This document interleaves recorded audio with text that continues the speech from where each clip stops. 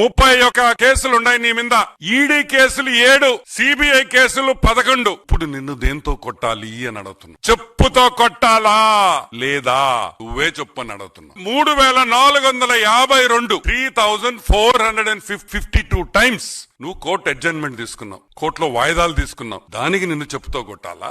అది ఒక world record. 3452 సార్లు కోర్టు కేసుల్లో వాయిదా తెచ్చుకున్న ఏకైక మగాడు హాఫ్ టికెట్. ఇది మగోడు కాదు, ఏకైక హాఫ్ టికెట్ జగన్మోహన్ రెడ్డి అని కూడా నేను మనవి చేస్తా ఉన్నా. పెద్ద పెద్ద లాయర్లు పెట్టుకున్నావు. Who is who of the legal industry? Harish Salve, Abhishek Sanghvi, Mukul Rohatgi, ఇటువంటి పెద్ద పెద్ద లాయర్లు పెట్టుకుని ఈ రోజు నువ్వు జైల్లో నుంచి తప్పించుకొని కేసుల్లో ఈ రోజుకి కూడా ట్రయల్ చేయకుండా నువ్వు బయటపడుతున్నావంటే దేని వల్ల అని కూడా నేను మీకు ఎక్స్ప్లెయిన్ చేస్తా. నేను చెప్పిన పేర్లలో ఉండే లాయర్లు పెద్ద లాయర్లు అంటే సుప్రీం కోర్టు లాయర్లు ఒక్కొక్కరికి 12 నుంచి 25 లక్షల వరకు ఫీజులు కట్టాలి. ఈ రోజుకి ఆల్మోస్ట్ మా లెక్క ప్రకారం 6904 కోట్ల రూపాయలు, 3904 crores ఈ రోజు ఓన్లీ లీగల్ ఫీజ్ లో జగన్ ఖర్చు పెట్టిన్నాడని మా అంచనా. కరెక్ట్ గా సంవత్సరంన్నరలో కేసు తీర్పిచ్చేస్తా ఉన్నారు.